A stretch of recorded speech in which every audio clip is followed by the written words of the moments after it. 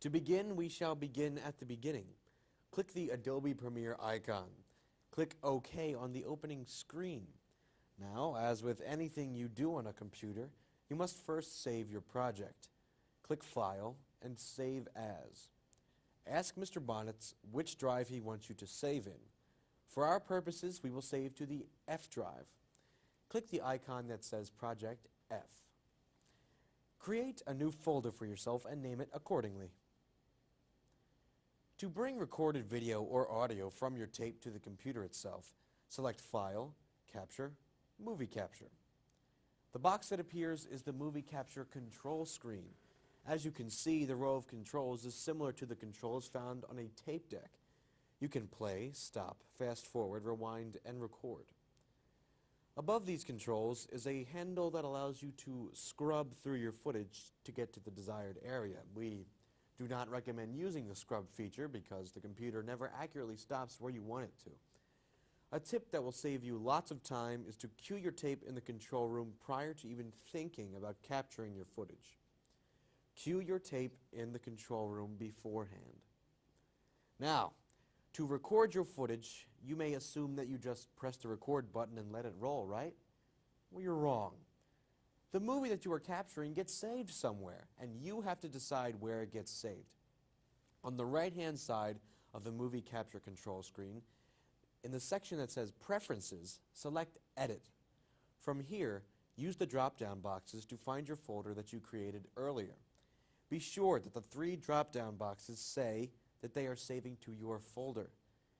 This is important because if you dump your footage into another person's folder, they'll just delete it because it's not theirs. Always be sure of where you are saving to. Now you are ready to capture. Click the red button and the video will begin. Do not panic if you don't hear anything. This is perfectly normal. For some reason, the Adobe does not play audio during the capture. I don't know. When you have come to the end of your footage you wish to capture, hit Stop. It will now ask you to name the clip. Name it and add any comments that you wish. Once you press OK on this dialog box, your footage will now be available in your bin. Congratulations. You have now successfully completed one of the more confusing processes of editing with the Adobe Premiere. In the upper left-hand portion of your screen lies the bin. The bin is the area that holds all files pertaining to your project. To begin work on your footage, bring the cursor over the labeled footage. You will notice that the cursor becomes a hand. Click, hold, and drag the footage to video line 1A. This is pretty much the extent of what the bin is used for.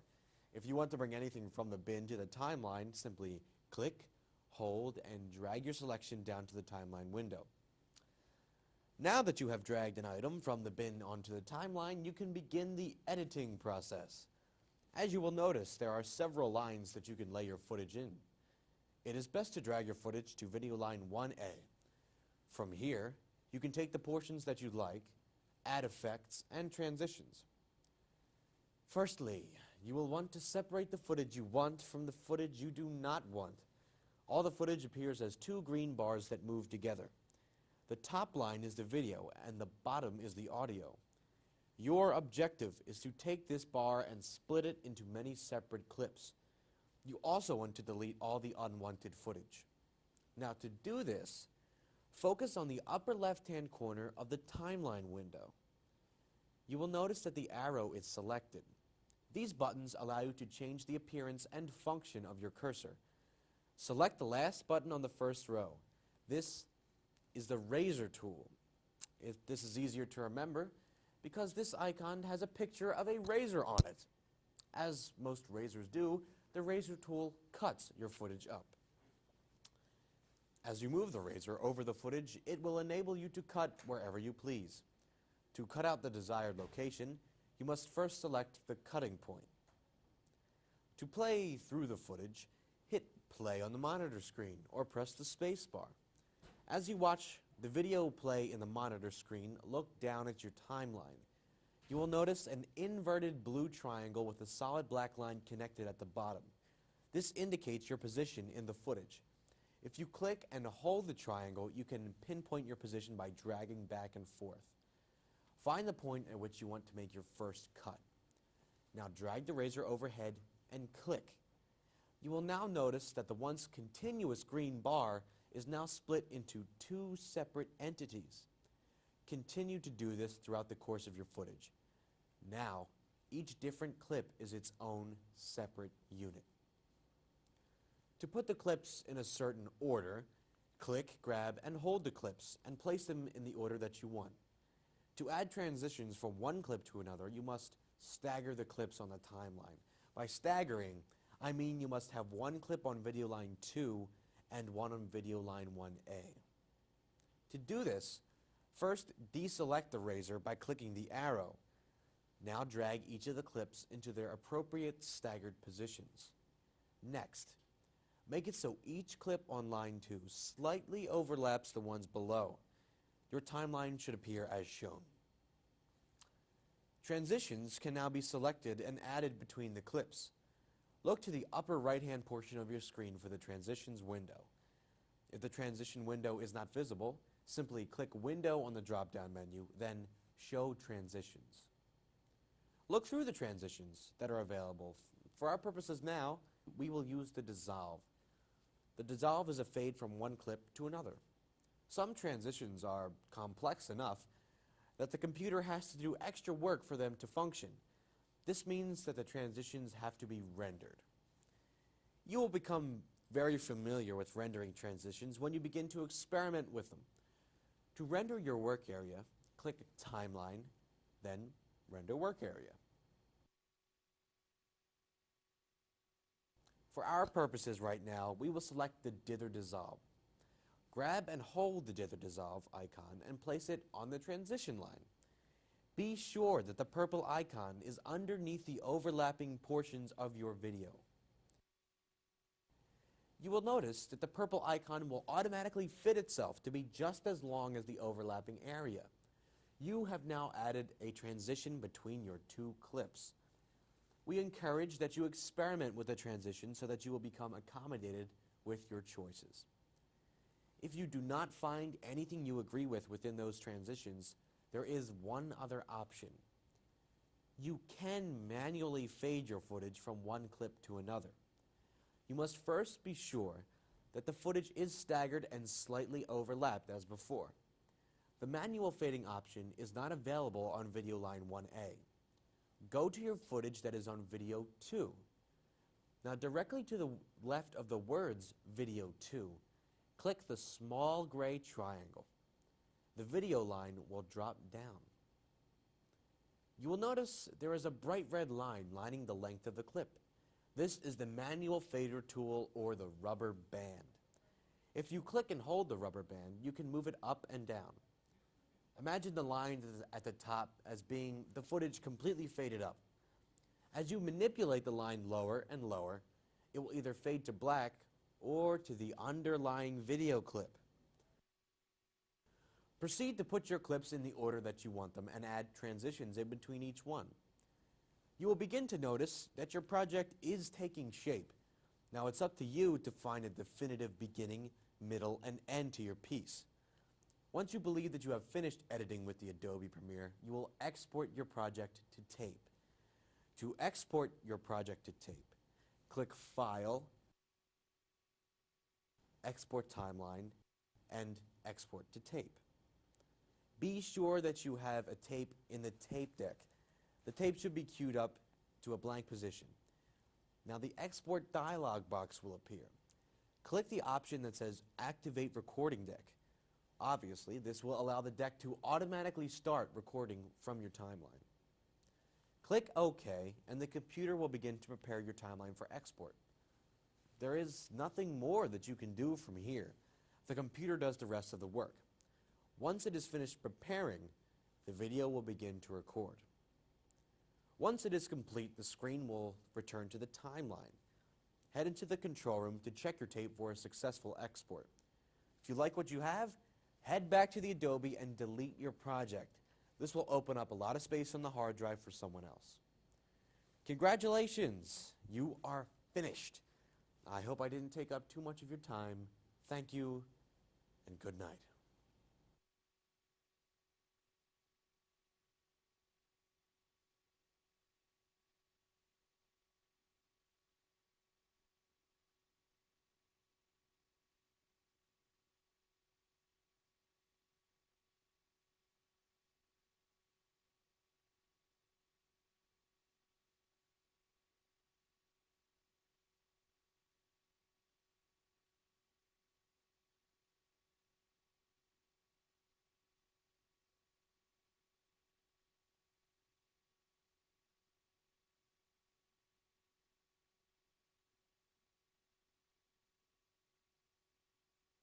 Valley Forge National Park is located 18 miles northwest of Philadelphia. It was used as a resting quarters during the winter of 1777 for George Washington and his troops during the Revolutionary War. It is now a main tourist attraction in Pennsylvania. Frick's Village was also a historical landmark in Pennsylvania. The Schuylkill Canal allowed boats to carry imports to nearby industries. Presently, the village is now the home of the Limerick Power Plant. Nestled comfortably in between these two popular locations is the town of Lynnfield, Pennsylvania. Often this small town goes unnoticed, but little do people know about one of its hidden treasures, a bed and breakfast which goes by the name of Sheer Elegance. This 22-room Victorian mansion is a stunning display of late 19th century architecture. The mansion is located on Main Street in Lynnfield, where it is hosted by present-day owners Malcolm and Shirley Sheer. Prior to their purchase, the house had sat for nearly 20 years where it suffered from neglect. Here is owner Shirley Sheer with more on its previous condition. When we bought the house in 1983, we paid $50,000 for it. It was kind of in a shambles. The front wraparound porch had caved in. The turret roof was off for about 14 years. Birds were living in the attic. Third floor ceilings were caving in. So the birds started living in the third floor. So they put mattresses on the third floor to soak up the water so it didn't run down to the second and the first floor where the family was living. There was 1.5 feet of sewage in the basement, bad electrical, bad heating, bad plumbing. And that was 19 years ago, and we've been restoring it ever since.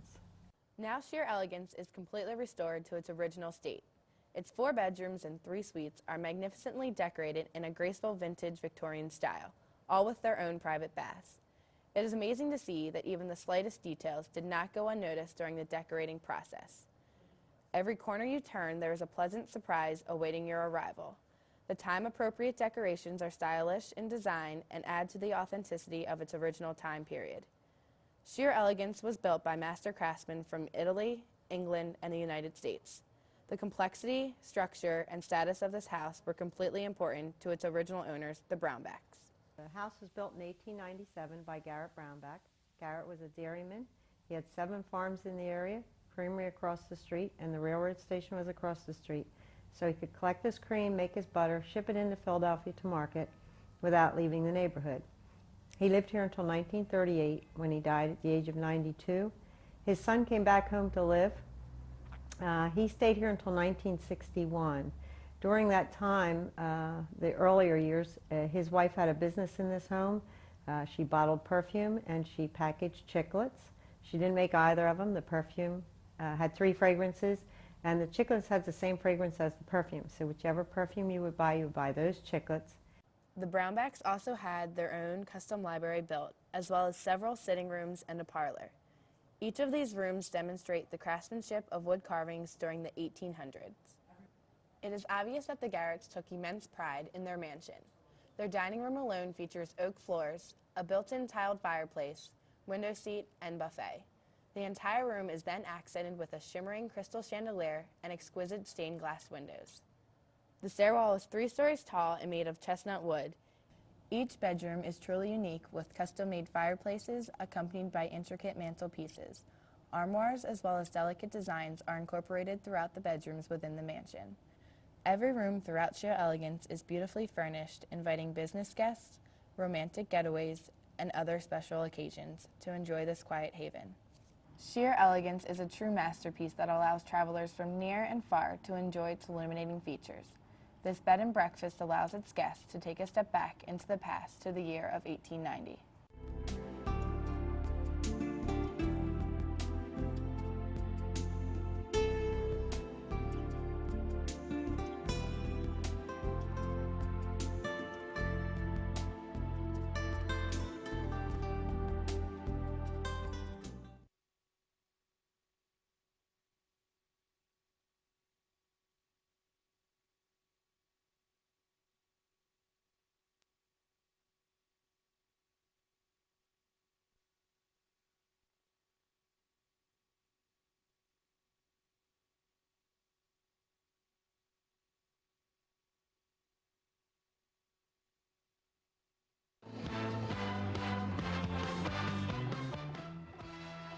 by Channel 6 Action News in Philadelphia and the makers of the Blair Witch Project, the XL1 is a standard digital camera in the field of broadcasting.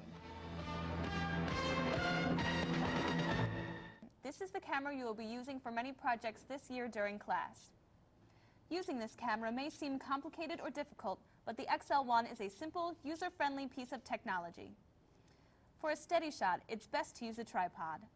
With the XL1, you first have to attach the tripod shoe to the bottom of the camera. Screw the large circular piece so that the screw goes into the hole in the bottom of the camera with this arrow pointing towards the lens. Make sure this piece is nice and tight. Next, secure the shoe on the top of the tripod by releasing these levers and the shoe will snap into place. Adjust to the camera's balance by adjusting the legs with these knobs until the bubble is in the circle here. Now every camera needs some juice. Place the battery, arrow up, into the slot and slide it until it clicks into place. Next is probably the most important step, getting the tape into the camera. Push the eject button on the top of the camera and wait for both doors to open. Insert the mini DV tape wheels towards the camera with the flap going in first. When the tape is in place, close the inner door first, wait until the piece is finished moving and stops making noise until you close the outer door. To turn the camera on, use the dial on the left-hand side. When the camera is on, in the center of this dial displays the amount of juice in your battery, the time code on your tape, and more. Turn the dial counterclockwise to the first setting, the green box. This is casually known as idiot mode. This setting does everything automatically, like your focus and iris settings. If you try to adjust any of these settings on your own, it won't work. The next setting is auto. This is similar to idiot mode, except if you choose, you can manually adjust the settings of focus, the iris, and more. Otherwise, the camera will do this for you. With the manual setting, you can adjust any settings for your desired shot. If while in the manual mode, you wish to have the camera focus a shot for you, press this AF autofocus button, and it will focus your current shot. Another setting you will see is the VCR setting. This allows you to view the footage on your tape. Using the viewfinder, you can queue up your tape or watch what you have just recorded. To use the VCR mode, the controls are located under the door here. When you look into the viewfinder, the setting of the camera is displayed in the upper left-hand corner. Now look at the shot you have inside the viewfinder. One of the things you should look at is the brightness of your shot. To adjust this, use the iris. The iris on the camera is like the iris in your eye, which adjusts to the bright sun outside or walking into a dark room. Adjust the iris with this wheel. Open and close the iris to adjust the brightness of your shot. For extra bright shots, use the neutral density filter used to filter incoming light. The ND filter button is located here. The main zoom control is located here. When holding the camera over your shoulder, your hand will comfortably fit into the strap, leaving your fingers directly on the zoom control and your thumb on the record button. The zoom control allows you to get a wide shot or an extreme close-up. When focusing your shot, it's best to zoom in completely on the target of your shot, focus, and then pull out to your desired shot. To manually focus, turn the focus ring, the wider ring at the front of the camera, to the right or left. A second zoom control can be found right next to the focus ring. For a unique shot, hold the camera by the handle and use the zoom and record buttons on the top of the camera with your thumb. To record, press this red button one time. The tally light here will flash to show that you are recording. To stop recording, press the same red record button once more. When you're done recording and it's time to pack up, there are some things to do before putting the XL1 away.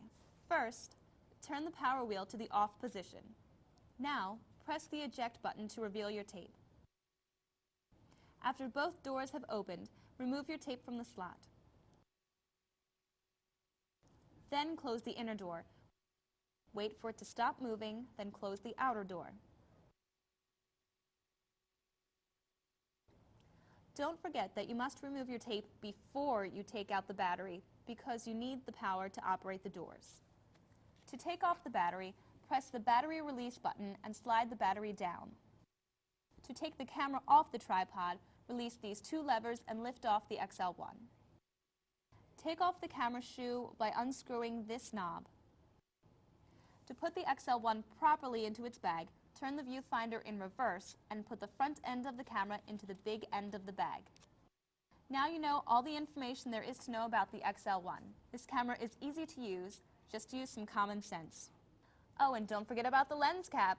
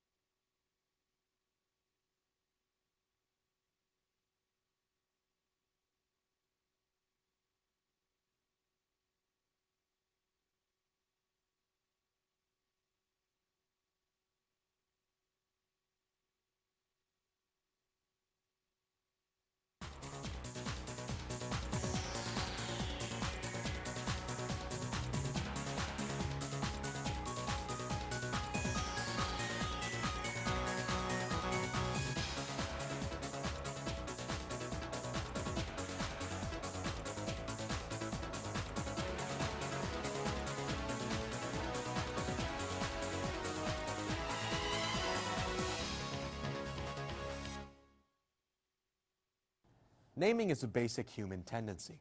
It allows us to perceive the distinct identities of people and places and conveys those characteristics that makes them unique. The name of a geographic feature can describe physical attributes, such as Black Rock Road or Spring City, indicate cultural or historical significance, such as Penn's Landing or Royers Ford, or commemorate a worthy individual, such as Harleysville or Pottstown. Names have many different origins. They give us a greater familiarity with our surroundings and a sense of belonging to our environment. With over 85% of Pennsylvania's 64,000 stream miles unnamed, there's work to be done. This is an invitation for you to consider what to name a local unnamed tributary based on a local topic. Stream names in Pennsylvania have countless origins. Some are Native American names like Mingo, Perkiomen, and Sanatoga. Other names come from the colonial period like French Creek, Manor Fork, and Furnace Run. Other names describe the stream like 10 Mile Run, Long Arm Branch, and Red Clay Creek. Other names describe what is found in the stream like Bullfrog Run, Sulphur Spring, and Standing Stone Creek. Other names just describe a local landowner like Brook Evans Creek, Landis Run, and Reinheimer Hollow. Other names describe local structures and places like Beaver Dam Creek, Garrett Mill Run, and Hemlock Flats Run. And some other names seem just to be a mystery, like Frog Camp Hollow, Coon Chastain Run, and Snoodgrass Run. The procedure for naming streams has changed little since 1890, when the federal government standardized the process. Once a name has been accepted and appears on municipal maps, it becomes an essential tool to guide municipalities in zoning, planning, and land use decisions. Everyone here lives in the drainage area or watershed of one of those following streams. However, only 17 of 57 streams stretches in the Springford School District. Do you know which one you live in? A watershed is a body of land. It's a land area that is drained by a body of water. A body of water in this case is this tributary, the small stream that drains to the Mingo Creek. The Mingo Creek watershed is made up of land area in Limerick and Upper Providence and Royersford, about 8 square miles that as the rain hits the land, the water hits it, runs off into the stream, and all that water, all that land that the water drains from is the watershed. However, these streams have small tributaries that are still unnamed. When small streams are unnamed, they are not included on municipal maps. And when streams are unnamed and unmapped, they often go unprotected. Once a stream is named, it is used as a landmark and incorporated into the community as an asset, a landmark, and a planning tool. Starting 2 years ago, one local resident found the name of her local stream and started the effort to protect it. Alice Lang lives near the Mingo Creek in Upper Providence Township. Mingo is translated from the Lenape language as stealthy warrior. Well, what's pretty interesting, if you get a hold of a map and you find your tributary that's closest to your house and you follow it, you'll see that it eventually, if you live in this area, ends up in the Schuylkill River. And about 3 years ago, I started canoeing. I went on the Schuylkill Sojourn, and I was so enthralled with the beauty of our river. There's a lot of birds. You get to see a lot of wildlife and osprey and hawks flying over the river. And I know that this water eventually ends up in the river. And from going to meetings, I also found out that it's part of our drinking water. So I'm trying to educate people that what we do in our backyard eventually ends up in the Schuylkill River and our water source for our drinking water. The Mingo watershed is a land area of nearly 8 square miles that drains parts of Limerick, Upper Providence, Trapp, and Royersford. Some of the more significant features of the Mingo watershed are the Springford Country Club, Limerick and Royersford exits off Route 422, Springford High School, Intermediate Unit, and 3 other schools. It consists of one of the main stem of 7 unnamed tributaries. Since the completion of Route 422 in 1985, a great deal of growth has occurred in Mingo watershed. As development increases, so do potential threats to the stream from non-point source population, including lawn fertilizer, sediment from construction sites, and oil and grease from roads and parking lots. This video will describe one of these tributaries as part of the process to name it. The more people know about this stream, the more protection it might receive from those who might take ownership of it. For now, we call the stream Tributary 1. Tributary 1 covers 0.7 square miles and runs for approximately 1.2 miles from its source in Upper Providence to its confluence with the Mingo Creek. Some of the significant features of the stream are the Springford School District Administration Building, Route 422, Pico Power Line, and several new developments. The highest point in the watershed of Tributary 1 is at the Springford School District Administration Building. The stream begins to flow out of a pond coming out of a development of an old state road.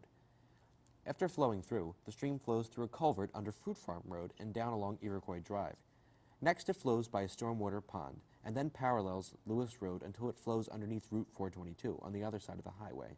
It then travels under Jaeger Road to its confluence with the Mingo Creek onto the Geisinger property. Now that you know a little bit about the stream, what should it be called? Once it has a name, local officials and organizations can better plan to protect the stream. Get a form from Mrs. Sellers and put down your thoughts for the name of the stream.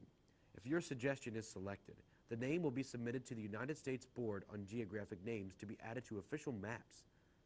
If you had a stream, what would you name it?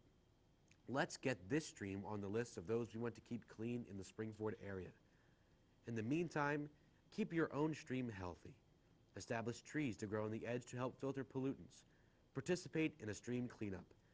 And educate neighbors to not pour things into the storm sewer.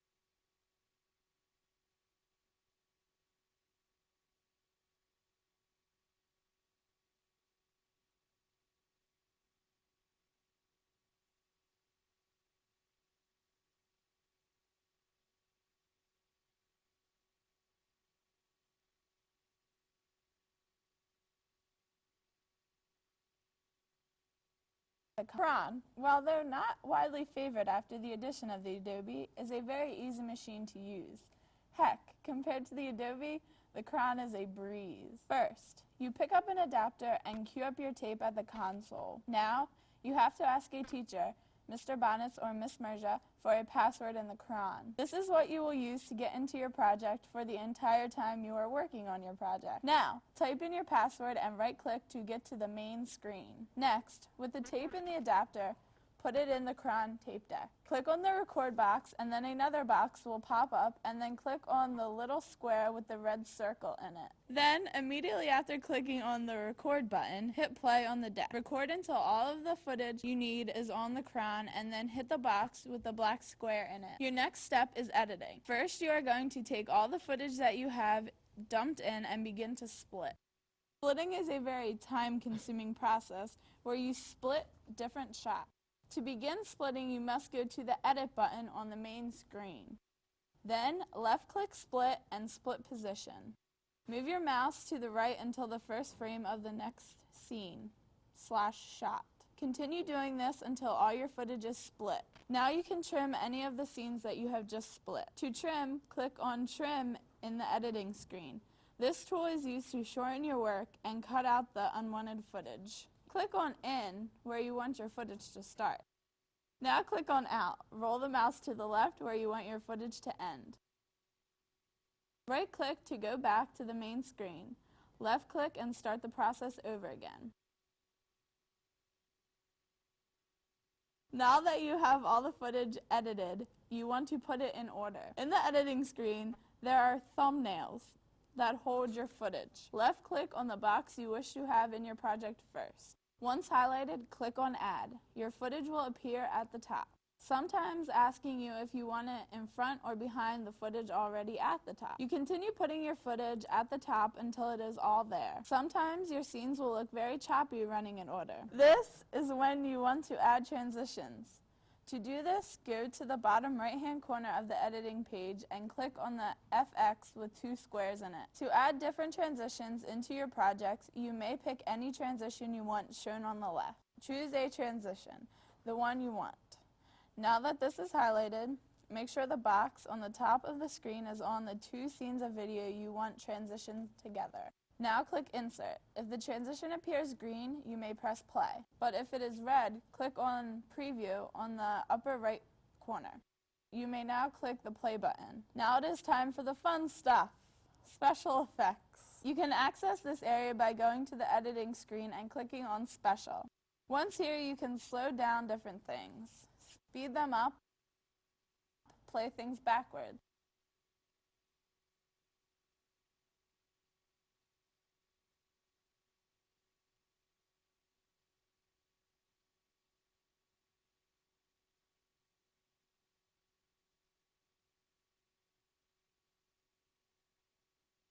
Have fun with it.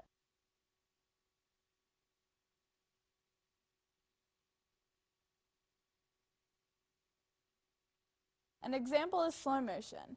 You click so that slow motion is highlighted. Then on the right side you can choose how long of a delay you want. After this, you click on OK and wait for it to finish. Another example is black and white. And for this you click and highlight the choice of color to gray. Now we will move on to audio. First, make sure the audio board is on.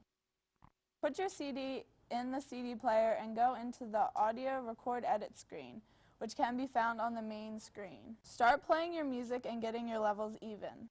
Then, start the song and hit pause before the song starts. Then go on the screen and click the record button. And hit play on the CD player and record until the song is over. Once the song is in the Cron, you can now trim it if you need to. Highlight the song that you want to trim. Then click on the Trim button. From here, click the box that says In and move your mouse over until the song starts, meaning there are noise bars. Then repeat this by clicking the Out box and moving over to the left this time until the music ends. Now from this screen, left-click on the box in the lower right-hand corner with the wrench and music notes. In the screen, make sure your video is in your preview screen. Then make sure the box with the mic is lit up or purple. Then go down to the box that says Insert and left click. Then choose a song you want to insert and left click on OK. Your song is now in your project. Now one more thing until you record to tape. Go back to the editing screen and click on the box that says New Scene. Then when the screen appears, left click and highlight the choice of black. Go over to the right side and make the length 15 seconds. And click OK. With this, you add it to the front of your project and repeat the process from before and add this one to the end. Finally, recording to tape. Go to the main screen and click on the Finish box. If the box with Create Range is yellow, click on that and wait for it to finish.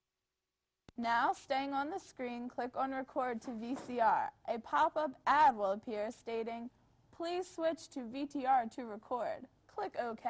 Then hit play record at the same time on the deck. If you follow this how-to, your editing days will become a breeze.